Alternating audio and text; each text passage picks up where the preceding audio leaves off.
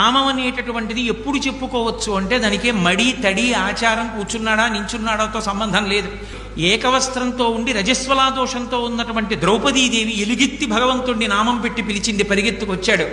చావుకి దగ్గరగా ఉండి ఇక నోటి వెంట మాట రాని స్థితిలో గజేంద్రుడు భగవంతుడిని నామం పెట్టి పిలిచాడు, పరిగెత్తుకొచ్చాడు. అందుకే త్యాగరాజస్వామి పిబరే రామరసం అంటారు, తాగేసేయండి రా రామరసాన్ని అంటారు. శ్రీరామ నీ నామం ఎంత రుచిరా, ఎంత రుచి ఎంత రుచి ఎంత రుచిరా, పాలు మీగడల కన్నా పంచదార తేనెల కన్నా శ్రీరామ నీ నామం ఎంత రుచిరా అంటే రామనామం రుచి ఏమిటండి, కాగితం మీద వేసి నోట్లో పెట్టుకోవచ్చా అని కాదు.